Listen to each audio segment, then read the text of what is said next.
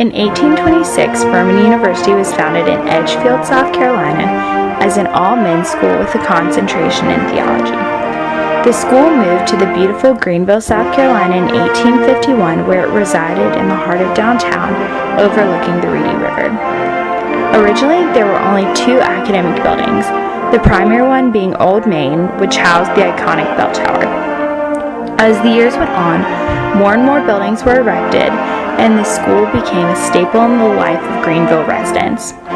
In 1933, students from the Greenville Women's College, which was located on the other side of town, began taking classes at Furman. And in 1938, the two colleges merged together officially.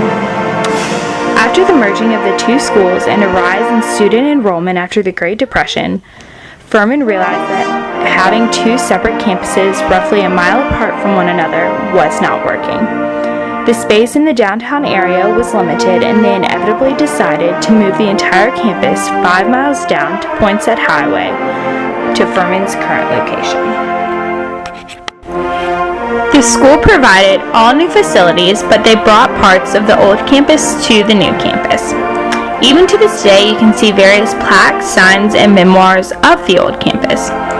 One of the most interesting pieces of Furman's old campus is Cherrydale, which was brought to the new campus in 1999 and used today as the Alumni House. Cherrydale was actually on a farm pretty far outside of downtown Greenville that probably was started being built as early as 1806. The room we're sitting in was probably built about 1806, and other parts of the house were added later, with the front part, the real fancy part, probably being added in the late 1850s, just before the Civil War.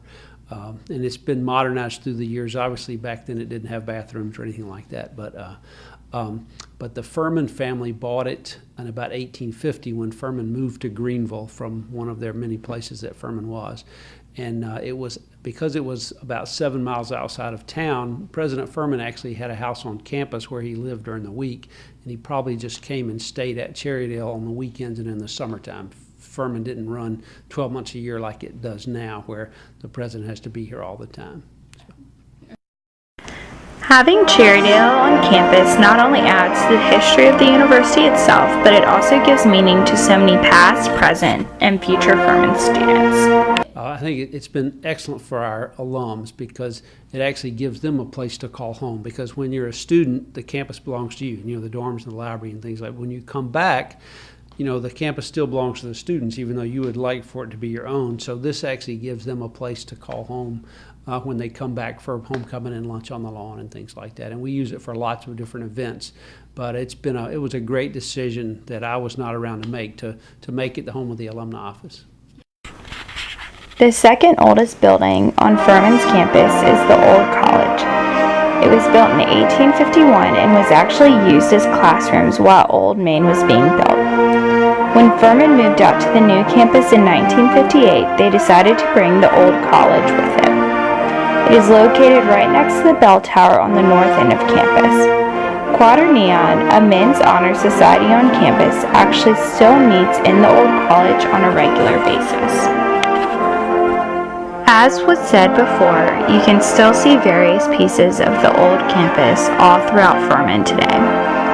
Right next to the bell tower and the old college, there is a stand for a bell that was once located in the ceiling of the Mary Judson Library on the Greenville Women's College campus. Or walking alongside the lakeside dormitories, you see several different lampposts with plaques that either say Class of 1922 or Class of 1920. Those both came from the Greenville Women's College and came to Furman when the campus was relocated. The most unifying piece of the old campus and the new campus is the 50th anniversary memorial. It was built in 2008 to commemorate the 50th anniversary of Furman relocating campuses. There is a structure in Falls Park on the edge of where the campus was once located, with a plaque that tells all about how the campus once stood proudly downtown. And next to the Shy Center of Sustainability on Furman's current campus, you can see the other half of the structure with a plaque commemorating the old campus as well. Having this piece gives an eternal connection to the two campuses.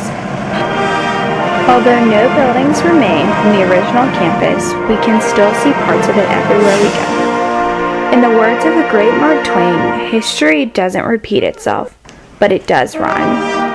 Furman's current campus complements the history of this prestigious university, but it also is a unique rhyme of its own. Furman would not be the institution that it is today without its colorful history.